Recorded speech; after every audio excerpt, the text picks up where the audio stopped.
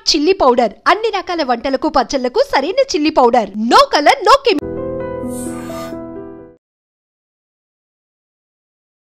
నమస్కారం, welcome to I dream. Dharma Margam with Vijitha కార్యక్రమానికి స్వాగతం.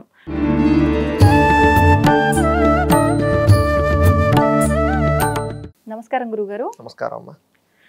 గురుగారు, రాఖీ పౌర్ణమి రానే వచ్చేసింది. మరి రాఖీ పౌర్ణమి అంటే ఇప్పటి వరకు నేను విన్నంత వరకు కూడా నా చిన్నతనం నుంచి ఇది అన్నా చెల్లెళ్ళు అక్క తమ్ముళ్ళకి ప్రతీకగా జరుపుకునే ఒక పండగ అని. కానీ ఈ మధ్య కాలంలో వింటున్నామండి, ఇది ఒకరి మంచి కోరుకొని ఒకరు ఎదుటి వారికి కట్టే ఒక రక్ష అని చెప్పి మాట్లాడుతున్నారు.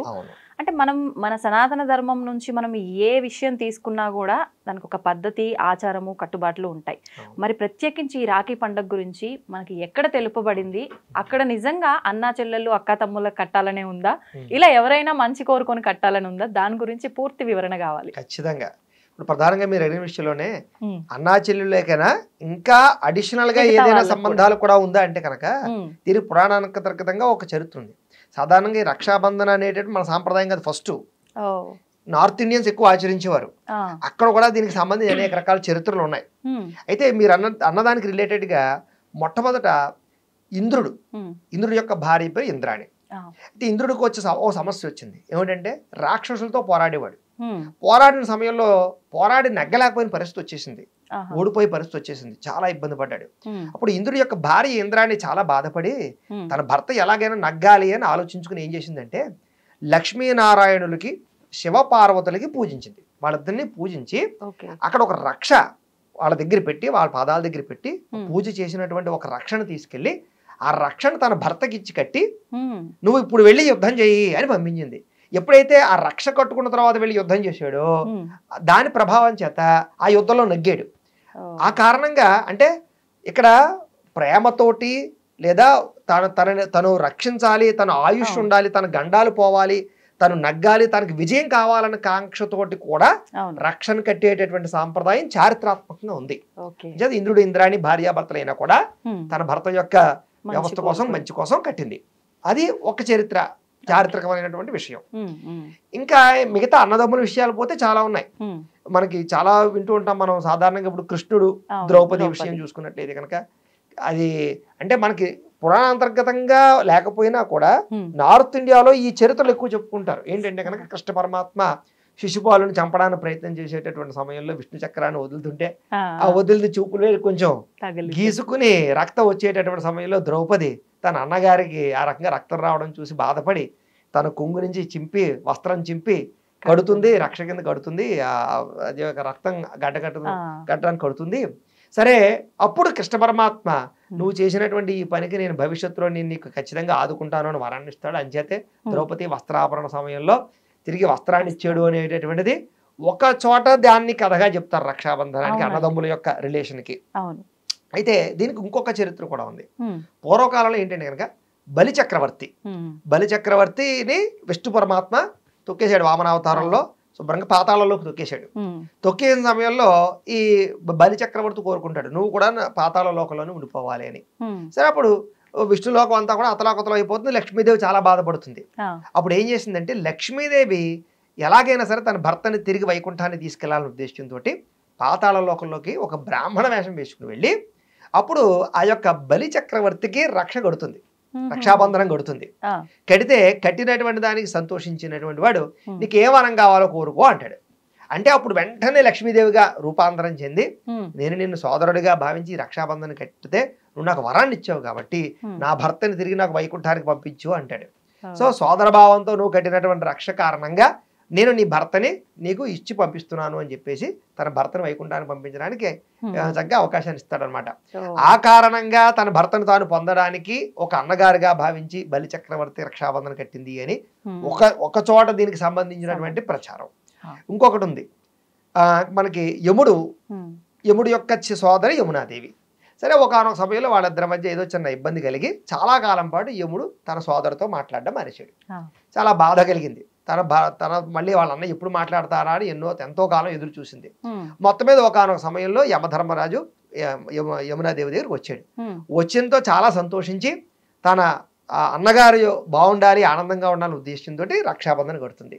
కట్టడంతో ఆ యమధర్మరాజు ఏం వరం ఇస్తాడంటే కనుక నువ్వు నాకు ఇలాంటి రక్షాబంధన సమయంలో ఈ పౌర్ణమి నాడు ఈ రక్ష కట్టావు కాబట్టి ఎవరైతే ఈ రోజున తన చెల్లి కానీ అక్క కానీ తన అన్నకి కానీ తన సోదరుడు ఎవరైతే అన్నవచ్చు తమ్ముడవచ్చు సోదరుడికి రక్షాబంధన కడతారో వాళ్ళందరికీ మృత్యుగండాలు ఏమైనా ఉంటే కనుక నేను తొలగిస్తున్నాను అని యముడు వరాన్ని ఇచ్చాడు.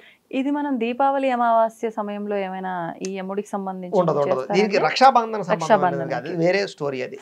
సో రక్ష దగ్గరికి వచ్చేసరికి ఈ యముడి యొక్క సోదరి యమునాదేవి అంటే మనకి యమునా నదిలో కూడా స్నానం చేసి రక్ష కట్టించుకోవడం కూడా అలవాటు ఉంది ఆ ప్రాంతం వాళ్ళకి, యమునా నది సరౌండింగ్ లో ఉండేటటువంటి వాళ్ళకి యమునలో స్నానం చేసి. కాబట్టి ఆ రకంగా ఆ ప్రాంతం వాళ్ళు ఈ రకంగా యముడి యొక్క సోదరి యముడికి రక్షాబంధన కట్టడం వల్ల అలాంటి వరాన్ని ఇచ్చాడు. కాబట్టి ఏ సోదరి అయితే తన సోదరుడికి రక్షాబంధన కడుతుందో తన సోదరుడి యొక్క సమస్త మృత్యుగండాలు తొలుగుతాయి. కాబట్టి తన ఆయుష్ని కాంక్షించే ప్రతి సోదరి కూడా రక్షాబంధన కట్టాలి అని ప్రాశస్త్యం. ఈ రక్షాబంధన కట్టడానికి ఇన్ని రకాల పురాణాంతర్గతంగా చరిత్రలు ఉన్నాయి.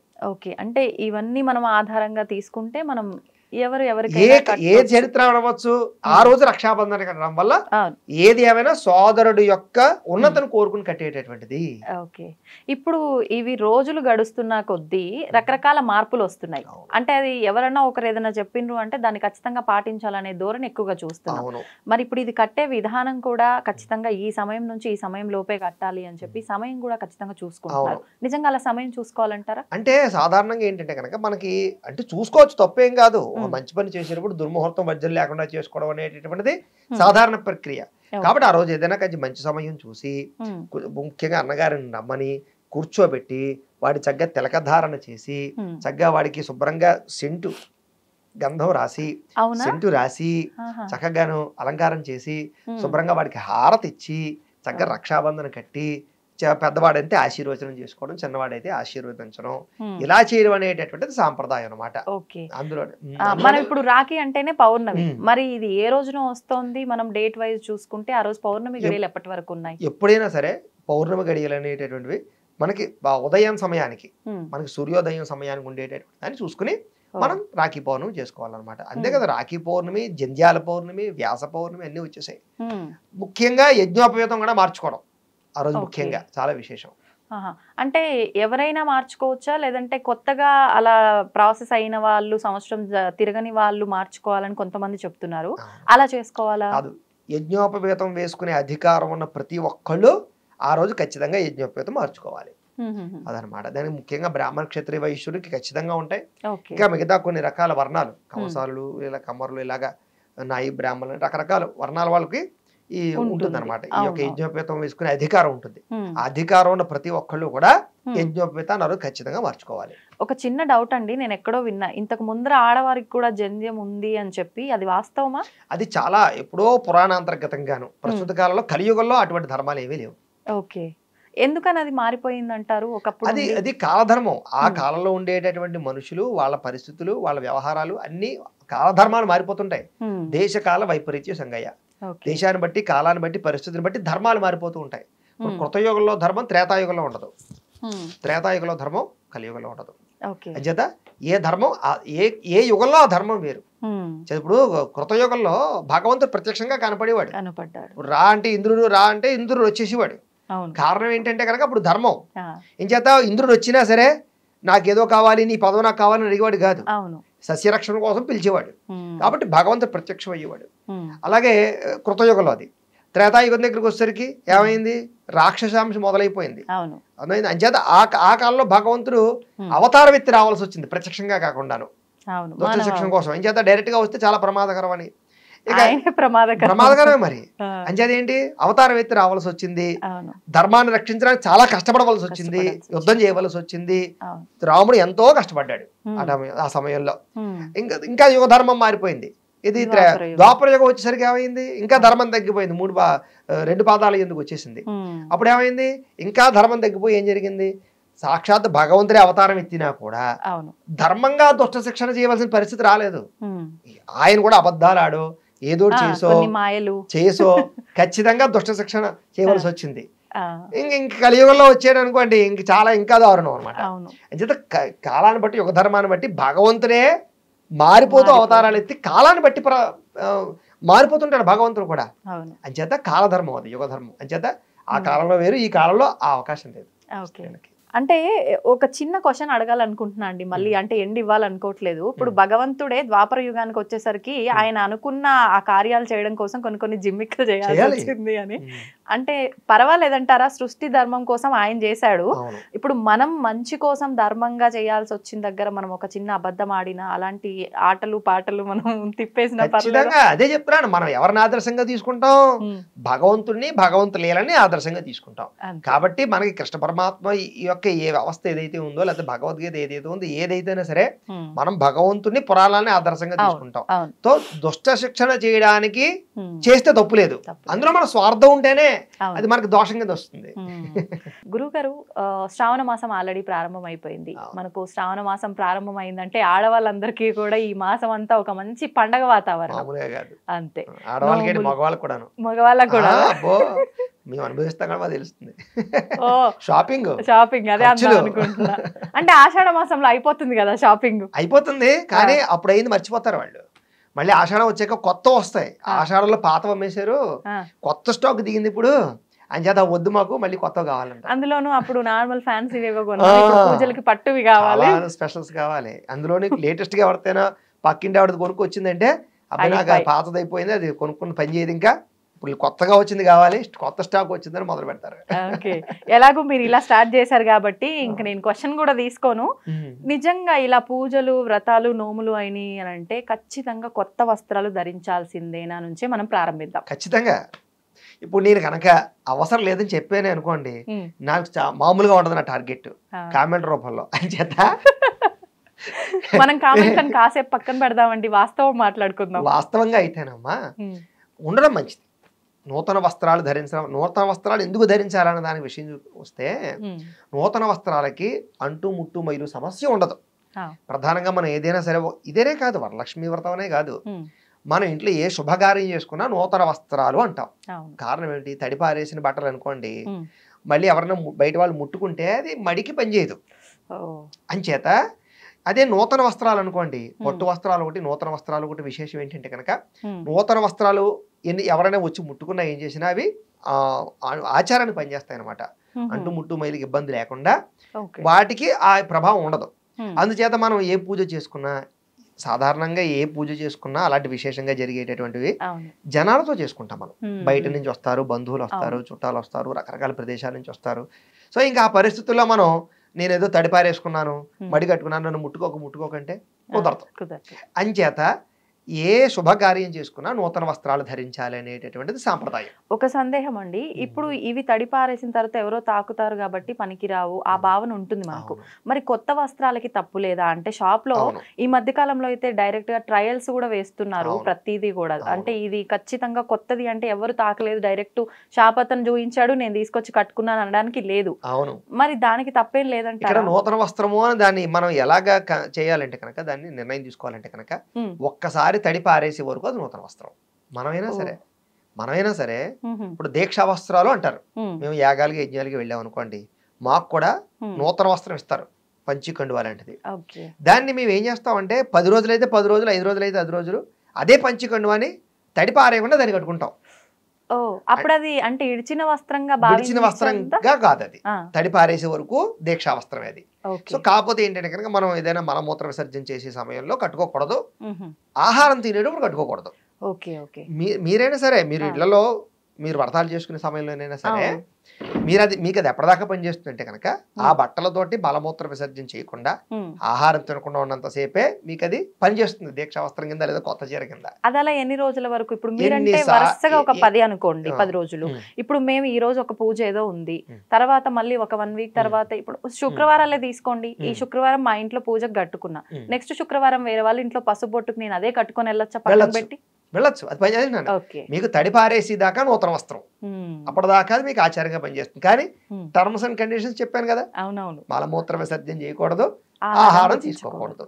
ఈ ఈ ఈ వ్యవస్థ లేకుండా చేసుకున్నంతసేపు అది మీకు పనిచేస్తుంది. కాబట్టి ఆ రకంగా కొత్త వస్త్రాలు అవి. Okay okay. ఎలాగో వస్త్రాల టాపిక్ అయిపోయింది. మరి వరలక్ష్మి వ్రతం వచ్చేసింది. ఇంకా ఆల్రెడీ శుక్రవారం, మొదటి శుక్రవారం అయిపోయింది. ఆ రోజు చేసుకునే వాళ్ళు చేసుకుంటారు. ఈసారి మనకు 3వ శుక్రవారం చెయ్యాలి అని చెప్పి అంటున్నారు. అంటే పౌర్ణమికి ముందర వచ్చే శుక్రవారము అని అంటే 2వ శుక్రవారం చేస్తాం ఇప్పుడు. ఈసారి 3వ శుక్రవారం చేస్తున్నాం కదా, ఒకసారి దాని గురించి వివరణ. సాధారణంగా మనకి వరలక్ష్మి వ్రతంలో వచ్చే కథే అది. మనకి సాధారణంగా వరలక్ష్మి వ్రతంలో ఉండే కథ ఏంటంటే కనుక చక్కగా మనకి చారుమతి అనే స్త్రీ ఉంటుంది. చాలా మహాపతివ్రత ఆవిడ. పతివ్రత అంటే ఏంటి అంటే కనుక భర్తని అత్తమామని సేవిస్తూ ఉంటుంది ఆవిడ. భగవంతుని ఆరాధన చేస్తూ ఉంటుంది. కుండెనమ్మనే పట్టణం. అదేంటి బంగారు ప్రాకారాలు, ఆ వజ్ర వైడూర్యాది ఐశ్వర్యాలతో కూడుకున్నటువంటి పట్టణం అది. కానీ విచిత్రం ఏమిటి, ఈవిడ మాత్రం వేద స్త్రీ, బ్రాహ్మణ స్త్రీ, ఏమీ లేదు ఇంట్లో. కానీ ఆవిడ దగ్గర ఉన్నది ఏంటి, ధర్మం, దేవతా భక్తి, ఇది ఉంది. కాబట్టి చారుమతికి రాత్రి కల్లో కనపడింది. కనపడి ఓ చారుమతి, నేను వరలక్ష్మీదేవిని, నీ భక్తికి మెచ్చి, నీ యొక్క పాతివ్రత్య ధర్మానికి మెచ్చి నేను కల్లో ప్రత్యక్షమయ్యాను. నువ్వేం చేస్తావంటే శ్రావణ పౌర్ణమికి ముందుగా వచ్చేడు శుక్రవారం నాడు నువ్వు నన్ను కనుక పూజిస్తే నీకు సౌభాగ్యాన్ని కలగజేస్తాను, సకల ఐశ్వర్యాలు కలగజేస్తాను అని కల్లో కనపడి చెప్పింది. ఇక్కడ కథలోనే చెప్పింది. కథలో ఏముందంటే కనుక పౌర్ణమికి ముందుగా వచ్చే శుక్రవారం అని స్పష్టంగా వరలక్ష్మీదేవే చెప్పింది చారుమతికి. సో కాబట్టి ఇక్కడ మనం కూడా అర్థం చేసుకోవాల్సింది ఏంటంటే పౌర్ణమి ముందుగా ఎన్ని వారాలు వస్తాయి, ఎన్ని వారాలనే లెక్కలోకి రాదు. పౌర్ణమి ముందుగా వచ్చే వారాలన్నీ పనిచేస్తాయి పూజకి. కానీ వరలక్ష్మి వ్రతం అనేటటువంటిది ఎప్పుడంటే కనుక ఈవేళ పౌర్ణమి, నిన్న వరలక్ష్మి శుక్రవారం వచ్చింది, నిన్నే లెక్క. ఒకవేళ ఈవేళ పౌర్ణమి, ఈవేళ శుక్రవారం వచ్చింది అనుకోండి, ఇది కూడా లెక్కలోకి రాదు. ఈ వేళ పౌర్ణమి, వేళ శుక్రవారం వచ్చింది, ఇది కూడా లెక్కలోకి రాదు. దీని ముందర అయిపోయిన శుక్రవారం, పౌర్ణమి ముందుగా వచ్చేది అనేటటువంటిదే ఇక్కడ అండర్లైన్. మరి ఇప్పుడు కొన్ని సందర్భాల్లో పౌర్ణమి ఈ రోజు ఉందనుకోండి, ముందర శుక్రవారం చేసుకుందాం అనుకున్నాము, అనివార్య కారణాల వల్ల ఆటంకం కలిగింది, మరి తర్వాత పనికిరాదు అని అంటే ఇంకా ఇయర్ వదిలేయాలా, చేసుకోవచ్చా? అందుకనే ప్రస్తుత కాలంలో ఏం చేస్తున్నారు అంటే కనుక పౌర్ణమి ముందుగా వచ్చే శుక్రవారాన్ని ముందుగా ఇంకో శుక్రవారం వస్తుంది చూసారా. అదృష్టం ఏంటంటే ఈ సంవత్సరం 3 వచ్చేసాయి. సాధారణంగా 2 వస్తుంటాయి. కాబట్టి వాటిని వినియోగించుకుంటూ ఉంటారు ఇలాంటి స్త్రీలు.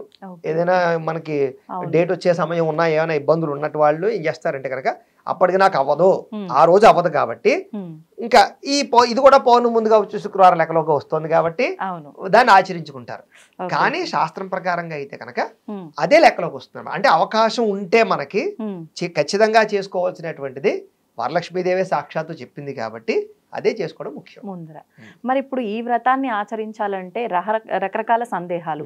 అంటే ముందర తరం వాళ్ళు ఆచరించారా, అత్తమ్మ వాళ్ళ అత్తమ్మ అలా ఎవరైనా ఆచరించారా, లేదు అని అంటే ఎవరికి వాళ్ళు ఆచరించొచ్చా, వాళ్ళకు ఉంటేనే వంతను ఉంటేనే ఆచరించాలా, ఇది ఒక పెద్ద క్వశ్చన్ మార్క్ అయిపోయింది. ఎలా అండి? అవును, ఇప్పుడు ప్రధానంగా అదే చెప్తున్నాను. అప్పటిదాకా ఈ కథలోనే వరలక్ష్మీదేవి అత్తగారు మామగారు ఆచరించారా పూర్వం ఎవరన్నా, వాళ్ళ తర ఆచరించారా? వరలక్ష్మీదేవి కనపడి చెప్పింది. కథలో కొంచెం ఎదరికెళ్దాం. అప్పుడు రాత్రి కలలో చెప్పేసింది. చెప్పిన తర్వాత వెంటనే అక్కడే కలలోనే ప్రదక్షిణ పూర్వక నమస్కారం చేసింది చారుమతి.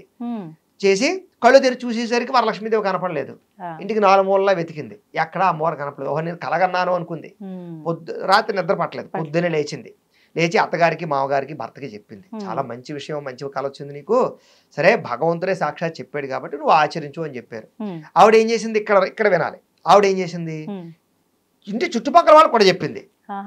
ఇప్పుడు మనలాంటి వాళ్ళం అనుకోండి, నీకు ఏదో పలానా పూజ చేస్తే నువ్వు కుబేరుడు అయిపోతావు అంటే ఎవరికి తెలియకుండా తలుపు వేసుకుని చేసేస్తావు. చెప్పరు. కానీ ఆవిడ అలా కాదు. ఆవిడ ధర్మాత్మురాలు కాబట్టి నాకొచ్చిన సౌభాగ్యం నాలా ఉన్న ప్రతి స్త్రీకి రావాలనుకుంది. చుట్టుపక్కల అందరు స్త్రీలకి చెప్పింది. అందరు స్త్రీలు కూడా సరే ఎక్కడెక్కడో చేసుకుంటే మీ ఇంట్లోనే చేసుకుంటామని అందరూ వరలక్ష్మి ఇంటికి వచ్చి శుభ్రంగా ఇల్లంతా శుభ్రంగా కడిగి ఆవు పేడతో అలికి ముగ్గులు పెట్టి సగ్గరం బ్రహ్మాండంగా ఓ పంతులు గారిని తీసుకొచ్చి బ్రహ్మాండంగా పూజ చేసి ఓ ప్రదక్షిణం చేసేసరికి గల్లు గల్లుమని పట్టీలు కనపడ్డాయి, ఆభరణాలు కనపడ్డాయి. ఆహా ఇదంతా వరలక్ష్మీదేవి అనుగ్రహం. 2వ ప్రదక్షిణం చేసేసరికి ఒళ్ళంతా ఆభరణాలు.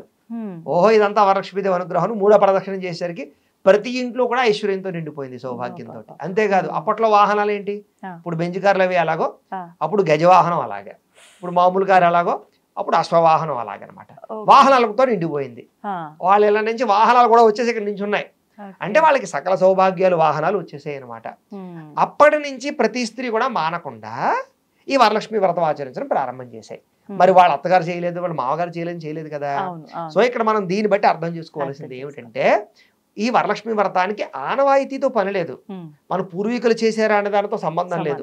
లక్ష్మీదేవి చేస్తే సౌభాగ్యం వస్తుందని చెప్పింది కాబట్టి ఎవరైనా ఈ వ్రతాన్ని ఆచరించి సౌభాగ్యాన్ని, ఐశ్వర్యం కావాలి, సౌభాగ్యం కావాలంటే ప్రతి స్త్రీ ఆచారాన్ని వేరే సాంప్రదాయంతో సంబంధం లేకుండా చెయ్యొచ్చు. ఇప్పుడు అంటే మొదటి ప్రదక్షిణకు ఒక రకమైన సంపద, రెండో ప్రదక్షిణకు ఒక రకమైన, మూడో ప్రదక్షిణకు ఒక రకమైన, అంటే ఇది మన పురాణాల్లో మనకు చెప్పింది ఒక ఉదాహరణగా తీసుకొని మనం చేసుకోవాలి అన్న ఉద్దేశంతో, అంటే ఈ రకంగా అయినా చేస్తారు అనే ఉద్దేశమా, నిజంగా ఇవన్నీ కలిసి వస్తాయనా? అయితే ఒకటి గుర్తుపెట్టుకోవాలి, ఇక్కడ ఒక మనిషి యొక్క భక్తి తత్పరత ఎంత తీవ్రంగా ఉండేది అంటే మన పూర్వీకులు మనకి రామదాసు కాలంలో కానీ అన్నమాచార్యుల కాలంలో కానీ వాళ్ళకి భగవంతుడు ప్రత్యక్షమయ్యాడా లేదా, వాళ్ళంతా వాళ్ళే గోరుముద్దలు తినిపించారా లేదా, అవన్నీ మనం వింటున్నామా లేదా? మా సాక్షాత్ వెంకటేశ్వర స్వామి అనంతటి వాడు అక్కడ ఆయనతో ఆ పాచికలు ఆడాడా లేదా? ఈ కారణం ఏంటి, వాళ్ళ భక్తి అంత గొప్పది కాబట్టి భగవంతుడే ప్రత్యక్షమయ్యే స్థాయికి వెళ్ళిపోయింది. అప్పట్లో వరలక్ష్మీదేవి మీద ఉన్న భక్తి సాక్షాత్తు అమ్మవారు ప్రత్యక్షమయ్యే స్థాయికి, అంత ఆభరణాలు వచ్చే అంత స్థాయిలో వాళ్ళ భక్తి, వాళ్ళ పూజ ఉండేది. కానీ ఇప్పుడు మనం ప్రత్యేకంగా కోరిక కోసం చేసుకుంటాం. వాళ్ళు అక్కడ అలా చేయలేదు, వరలక్ష్మీదేవి మీద భక్తితో చేశారు, తెలియకుండా వచ్చింది అది. వాళ్ళు తెలుసా, ఈ ఒక ప్రదక్షిణ చేస్తే బంగారు ఆభరణాలు వస్తాయని, రెండో ప్రదక్షిణ చేస్తే ఒళ్ళంతా నగలు వస్తాయని తెలిసి చేయలేదు. అక్కడ భక్తి అమ్మవారు కనిపించి చెప్పింది చెయ్యాలి అన్న భక్తి తప్ప ఏం లేదు. భక్తితో చేయడంతో ఏమైనా ఇస్తారు. అయితే ఇంకొక విషయం, ఇక్కడ కనిపించి అంటే ప్రత్యక్షంగా అప్పటికప్పుడు ఇన్స్టెంట్గా వచ్చేవి వేరు, తెలియకుండా వచ్చేవి వేరు. ఇప్పుడు చాలా మంది ఉన్నారు వరలక్ష్మి వ్రతం చేసిన తర్వాత వాళ్ళ జీవితంలో అప్పులు తీరిన వాళ్ళు ఉన్నారు, ఐశ్వర్యం కురిసిన వాళ్ళు ఉన్నారు, పెళ్లిళ్ళు అయిన వాళ్ళు ఉన్నారు, ఎన్నో జీవితాల్లో మార్పులు వచ్చిన వాళ్ళు ఉన్నారు. అంటే ఒకేసారి అలా మన కళ్ళ ముందల వచ్చి కనిపించే అంత కాకపోయినా సంవత్సరం ఇంప్రూవ్మెంట్. సింపుల్ ఎగ్జాంపుల్ చెప్తాను మీకు. రూపు పెట్టుకుంటారు ఎందుకుని అంటే ఒక్కసారి బంగారం రూపు ప్రారంభమైనటువంటిది అలా బంగారం ఇంకా పెరగడానికి. మొట్టమొదటిసారి రూపుతో పూజ చేసుకున్నటువంటి ఆవిడ తర్వాత వచ్చే సంవత్సరం శుక్రవారం నెక్లెస్ పెట్టుకుని, ఆ తర్వాత వచ్చే సంవత్సరం వడ్డానం పెట్టుకుని పూజ చేసుకున్నటువంటి స్త్రీలు కొన్ని లక్షల మంది ఉంటారు. ఎవరి ఎక్స్పీరియన్స్ వాళ్ళు ఇప్పుడు అనుభవించుకుంటారు. నేను చెప్పింది నిజమా కదా చూసుకోండి, వాస్తవం అండి, చూసుకోండి, గమనిస్తూ ఉంటాం కదా. అంతే, అది లక్ష్మీదేవి అనుగ్రహం. అంటే మీరు కథలో చెప్పినట్టుగా ఇలా తిరిగేసరి టింగ్మని మనకి సినిమాల్లో ప్రత్యక్షమైనట్టుగా గ్రాఫిక్స్ గా జరగకపోయినా ఈ కాలంలో దాని ప్రభావం మనం ఖచ్చితంగా కాలంలో చూస్తాం.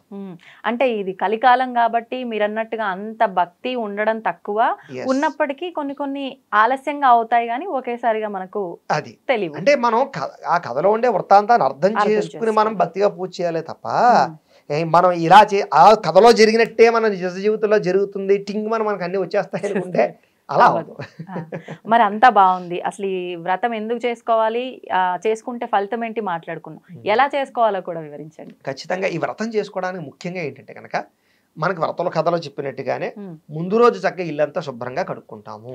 ముఖ్యంగా ఆ దేవతా మందిరం ఏదైతే ఉందో అది చాలా అద్భుతంగా దేదీప్యమానంగా, అంటే లక్ష్మీదేవంతర ఆవిడ వస్తుంది ఎంత రెడీగా. మనం మామూలుగా ఏదో మన ఇంటి చుట్టాలు వస్తారంటేనే మనం శుభ్రంగా అన్ని తుడిచేసి కడిగేస్తాం కదా. అలాంటిది ఆ సింహాసనం కానీ దేవుడి ఫోటోలు కానీ అక్కడ ఉండేవన్నీ చాలా అందంగా తయారు చేసుకోవాలి. లక్ష్మి ఎక్కడ ఉంటుంది, శుచి శుభ్రత ఉన్న చోట ఉంటుంది. కాబట్టి లక్ష్మీదేవి రావాలంటే మందిరం చాలా కళకళలాడిపోతూ ఉండాలి. కాబట్టి శుభ్రంగా అన్ని సామాన్లు శుభ్రంగా తోముకోవడం. సాధారణంగా అందరూ శ్రావణ మాసం ముందరే శుభ్రంగా క్లీన్ చేసేసుకుంటారు ఇవన్నీ. దాంతో పాటుగా ఏంటంటే కనుక శుభ్రమైనటువంటి పుష్పాలతో అలంకారం చేయాలి. ఇక్కడ పుష్పాల దగ్గరికి వచ్చేసరికి ఏముందంటే బంతి పూలు, రకరకాల పూలతోటే డెకరేషన్ చేస్తారు, గడ్డి పూలు, చెత్త చెదారంతో. అస్సలు అలా చేయకూడదు. ఎప్పుడైనా సరే మందిరంలో సువాసన రావాలి. జాజి పూలు, మల్లెపూలు, గులాబీ, ఇలా ఏదైనా సువాసన వచ్చేటటువంటి పూలతోటి డెకరేషన్ చేసుకోవాలి. అక్కడ ఆ మందిరంలో కూర్చున్నామంటే మనం ఒక పాజిటివ్ వైబ్రేషన్స్ ఎలా వస్తాయి మనకి చూడండి. మీరు మంచి స్మెల్ పీల్చండి, మీ స్ట్రెస్ రిలీఫ్ అవుతుంది ఖచ్చితంగా కదా. మంచి గంధం వాసన వస్తుంది మీకు ఎక్కడి నుంచో, తెలియకుండా స్ట్రెస్ రిలీఫ్ అవుతుంది. ఇప్పుడు మీకు ఆయుర్వేద పరంగా కూడా చూసుకున్నా రాత్రి నిద్ర పట్టనటువంటి వాళ్ళకి గోరింటాకు వాసన పీల్చినా, లేకపోతే గంధాన్ని వాసన పీల్చినా, ఇలా కొన్ని ఉన్నాయి. వాసన పీలిస్తే నిద్ర బాగా పడుతుంది అంటారు. కారణం ఏంటి, బ్రెయిన్ స్ట్రెస్ రిలీఫ్ అవుతుంది. అర్థమైందా? సో మనకి పుష్పాలలో ఉండే గొప్పతనం ఏంటి, దైవానికి పుష్పానికి ఉండే సంబంధం ఏంటంటే మనకి తెలియకుండానే మనలో ఉండేటటువంటిది ఏదైతే ఒక రకమైనటువంటి వేడుందో, లేకపోతే కోరికలు ఉంటాయో, లేకపోతే ఈ కలత ఏదైతే ఉంటుందో ఆ వాసనకి కూలవుతాయి. మనం పూజ చేసుకోవాలంటే చాలా కాన్సన్ట్రేషన్ గా డిస్టర్బెన్స్ లేకుండా చేసుకోవాలి. ఆ పరిస్థితి నా వాసన కలగజేస్తుంది. అయితే మందిరం పుష్పాలతో అందంగా డెకరేషన్ చేసుకోవాలి. దాంతోపాటు ముఖ్యంగా వరలక్ష్మి అమ్మవారికి ఇష్టమైన కొన్ని పుష్పాలు ఉంటాయి. లక్ష్మీదేవి ఎందులో ఉంటుంది మనకు తెలుసు కదా, తామరలో ఉంటుంది ముఖ్యంగా. సో తామర ఖచ్చితంగా తెచ్చుకోవడం. అలాగే ముఖ్యంగా ఇంకా గులాబీ పువ్వులు కానీ, తామర పువ్వులు, కలువ పువ్వులు, అలాగే తెలుపు రంగు పుష్పాలు, ఇలాంటివన్నీ ఏవైతే మీకు లభ్యమవుతాయో అవన్నీ కూడా తెచ్చుకోవచ్చు. ఇవన్నీ తెచ్చుకుని దాంతో పాటుగా నైవేద్యాలు ఒకటి చాలా ఇంపార్టెంట్. అంటే 9 నైవేద్యాలు పెట్టాలంటే 9 కానీ 5 కానీ 3 కానీ మన ఓపిక. అమ్మవారిని పెట్టకపోతే కుదరదని ఎక్కడా చెప్పలేదు. అని చేత మన ఓపిక, అది కూడా మన భక్తి, అది కూడా చెప్తున్నాం కదా, మన శ్రద్ధా భక్తి ఇక్కడ ముఖ్యం. కాబట్టి మీ ఓపిక, మీకు ఎన్ని చేయగలిగితే అన్ని చేసుకోవచ్చు. పులిహార, పాయసం, చక్కెర పొంగలి, గారెలు, అరిసెలు, బూరెలు, ఇవన్నీ చేసుకోవచ్చు చక్కగా మీ ఓపిక. లేకపోతే కజ్జికాయలు ఎన్నో ఉన్నాయి, అరిసెలు, అప్పాలు, ఇప్పుడు ఈ నైవేద్యాలు కూడా మీరు చెప్పినట్టు అరిసెలు, బూరెలు ఇవన్నీ అంటే స్వీట్ షాపుల్లోంచి కూడా తీసుకొచ్చి పెట్టేస్తున్నారు, పర్వాలేదంట. అది చెప్తున్నాం కదా, అక్కడ మీ భక్తి అక్కడ అమ్మవారు చూస్తుంది. మీరు కొనుక్కు తెచ్చినటువంటి పెట్టి పరిస్థితి వచ్చింది అంటే కనుక దాని అర్థం ఏంటి, మీరు మీ స్థాయికి తగ్గ చేయలేకపోతున్నారు. ఎవరు తెమ్మన్నారు, లక్ష్మీదేవి చెప్పలే కదా. నువ్వు భక్తిగా ఉత్తి పరమాణం ఉండి పెట్టు, ఏ తిన్నంటుందా నీ వరాణం అంటుందా అంటే నువ్వు నీ స్థాయికి మించిపోయండి, నీ ఓపిక మించిపోయి నువ్వు బయట నుంచి తెచ్చేసి ఇచ్చేస్తే అమ్మవారేం వరాలు కురిపించేయదు. అలానే నువ్వు కాదని చెప్పడం లేదు, పెట్టడంలో తప్పేమీ కాదు. స్వీట్స్ బయట నుంచి కొని తెచ్చుకుని అమ్మవారి నైవేద్య పెట్టడంలో తప్పేమీ లేదు. కానీ అంత అవసరం లేదు. అలా పెట్టకపోతే కుదరదు, 9 పెట్టాలి, 11 పెట్టాలి, లేకపోతే అమ్మవారు అనుగ్రహించదు, పక్కింటికి వెళ్ళిపోతుంది, అది ఇంటికి రాదనే పరిస్థితి లేదు. అదంతా మన ఆలోచన. భక్తి ముఖ్యం. పరమాన్నం పెట్టండి చాలు, అన్నం పరమాన్నాన్ని, పాయసాన్ని, పులిహార చేసి పెట్టండి చాలు, ఇంకేమీ అవసరం లేదు. ఒక స్వీట్, ఒక హాటును. ఇప్పుడు చాలా మంది నైవేద్యాల విషయం అయితే ఒక క్లారిటీ ఇచ్చేసిండ్రు. అంటే నైవేద్యమైన 9, తోరం కూడా 9 కట్టి కడతాం కాబట్టి తోరం దగ్గరికి వచ్చేసరికి 9 పోగులు అంటే దారాలు ఉంటాయి కదా, అవి 9 ఉండాలి. 5 పువ్వులు, అర్థమైందా మీకు? 5 పువ్వులు 9 దారా పోగులతో కలిపినటువంటి తోరాలను కట్టుకుని అక్కడ అమ్మవారికి ఒకటి, మనకొకటి, మనతో పాటు ఎవరైనా ముత్తైదులు పూజ చేసుకుంటే వాళ్ళకి కలిపి తోరాలు కట్టుకుని పూజ చేసుకోవాలి. పూజలోనే తోర గరిద పూజ ఉంటుంది. ఏ పువ్వు కట్టినా పర్వాలేదంటారా? మందార పువ్వులు కట్టుకోవచ్చు, లేకపోతే ఏవైనా కట్టుకోవచ్చు. ఇప్పుడు ఆ తోరం అమ్మవారి దగ్గర పెట్టి పూజ అంతా అయిపోయిన తర్వాత మనం ధారణ చేయాల్సి ఉంటుందా, ముందరేనా? కాదు, పూజ అంతా అయిన తర్వాత మనం తోరం కట్టుకుని కథ వినడం కానీ, కథ వినేసాక తోరం కట్టుకోవడం కానీ చేసుకోవచ్చు. ఓకే. ఇప్పుడు ఈ తోరం కొంతమంది 5 రోజుల తర్వాతే తీయాలి, కొంతమంది 9 రోజుల తర్వాతే తీయాలి అంటారు. అసలు వాస్తవం ఏమీ కాదు, అవసరం లేదు, తర్వాత రోజే తీసేయచ్చు. అక్కడతోటే ఆ తర్వాత రోజు దీక్ష అయిపోతుంది. అది తర్వాత రోజు అమ్మవారిని ఉద్వాసం చెప్పేసిన తర్వాత తీసేయచ్చు, ఇబ్బంది ఏమీ లేదు. ఓకే. ఇప్పుడు అమ్మవారి ఈ పూజకి కొంతమంది అమ్మవారిని చక్కగా నిజంగా అమ్మవారు అక్కడికి వచ్చి కూర్చున్నారా అనే రకంగా అలంకరించుకుంటారు, కానీ కలశం అనేది పెట్టరు. కొంతమంది కలశం ఖచ్చితంగా పెట్టి పూజ చేస్తారు. కలశం ఉండాలా, అవసరం లేదు? అదే చెప్తున్నాను, ఇక్కడ కలశ లేకుండా ఆరాధన చేసుకున్నా నష్టం ఏమీ లేదు. కానీ కలశ పెట్టుకోవడం వల్ల వచ్చే సమస్య ఏంటి? ఫస్ట్ ఆఫ్ ఆల్ ఏంటి సమస్య ఏంటి? కలశ పెట్టుకుంటే మీకు వచ్చిన ఇబ్బంది ఏంటి? ఫస్ట్ ఇక్కడ ఏమవుతుందంటే అండి, ఈ అనుమానం ఎక్కడ వచ్చిందంటే, దసరా సమయంలో ఏం చేస్తారంటే కలశ పెట్టి పూజ చేస్తారు. అప్పుడు కలశ పెట్టారనుకోండి, దీక్షగా చేయవలసి వస్తుంది వీళ్ళు, కంటిన్యూనిటీ 9 రోజులు. సో అప్పుడు ఏం చేస్తారంటే దసరా సమయంలో కలస పెట్టకుండా కుదిరినప్పుడు పూజ చేసుకుంటారు కొంతమంది, లేదా మూల పూజలు వచ్చాక పూజ చేసుకుంటారు. ఆ సమస్య ప్రతి పూజగా వస్తుంది. కలస పెట్టి పూజ చేసుకుంటారా, కలస లేకుండా పూజ చేసుకోవచ్చా అని డౌట్లు వస్తూ ఉంటాయి. సో వరలక్ష్మీదేవి దగ్గరికి వచ్చేసరికి కలశలోకి వరలక్ష్మీదేవిని ఆవాహన చేస్తాం కాబట్టి కలశ ముఖ్యం. ఇక్కడ మనం ఏం చేస్తాం, పూర్వకాలంలో విగ్రహాలు పెట్టలేదు, మనం చిత్రపటాలు పెట్టుకుంటాం. సో మనకి ఇప్పుడు అమ్మవారి స్వరూపం ఎక్కడ వస్తుంది? కలశలోకి వస్తుంది. కాబట్టి మనం ఏం చేస్తాం, చెంబు పెట్టి అసలు మామిడి కొమ్మ పెట్టి కొబ్బరికాయ, జాకెట్ మొక్క, గాజులు పెట్టి ఆవిడే వరలక్ష్మీదేవిగా మనం భావించి ఆ కలశే లక్ష్మీదేవిగా పూజ చేస్తాం. మనం విగ్రహం ఉండదు ఇక్కడ ఇళ్లలో. సో కాబట్టి కలశ పెట్టుకోవడం చాలా ప్రాముఖ్యత వరలక్ష్మీదేవి పూజకి. పెట్టుకోను అంటే కనుక నష్టమేమీ లేదు, మనకు తోచిన విగ్రహం పెట్టుకోవచ్చు. లేకపోతే ఇప్పుడు డెకరేషన్ చేస్తున్నారు చూసారా మీరు అన్నట్టుగా, అమ్మవారి మోహన్ తెచ్చి రకరకాలుగా డెకరేషన్ చేస్తున్నారు, అలాగైనా చేసుకోవచ్చు. కానీ కలశ పెట్టుకోవడం అనేటటువంటిది శాస్త్ర ప్రకారంగా. ఇప్పుడు ఈ కలశంలో కూడా కొంతమంది నీళ్లు పోసి పసుపు కుంకుమ ఒక నాణెం వేయాలంటున్నారు, కొంతమంది బియ్యము పసుపు కుంకుమ అంటున్నారు. అసలు వేయాల్సింది ఏంటి కలశం? ఇక్కడ ఏమిటంటేనమ్మా, కలశారాధనలో అనేక రకాల ఆచారాలు ఉన్నాయి. ఇప్పుడు నార్త్ ఇండియా ఆచారంలో బియ్యం పోయడం, రకరకాలు వేయడం, ఇంకా అనేక రకాలు వేస్తుంటారు. వాళ్ళు యాలకులు వేస్తుంటారు, ఒక్కొక్క సాంప్రదాయం. సుగంధ ద్రవ్యాలు వేస్తూ ఉంటారు. అందులో కూడా మళ్ళీ ముంబై కేసు వెళ్తే ఒక ఆచారం, వెస్ట్ బెంగాల్కి వెళ్తే ఒక ఆచారం, ఢిల్లీ కేసు వెళ్తే ఒక ఆచారం. కలశారాధనలోనే ఉన్నాయి అంటే ప్రాంతీయ ఆచారాలు అవి. కలశారాధన అనేది ప్రాంతీయ ఆచారం. అంచేత మనం ఏదో మనకు నార్త్ ఇండియా వాళ్ళు వచ్చి చేసే పూజలు చూసామనుకోండి, ఇవన్నీ వేయాలి. సో మన ఆచారం అంటే మన హిందూ సంస్కృతి, మన సౌత్ ఇండియన్ ప్రకారంగా చూసుకున్నట్లయితే కనుక కలశలో జలం పోయడం అనేటటువంటి మన ఆచారం.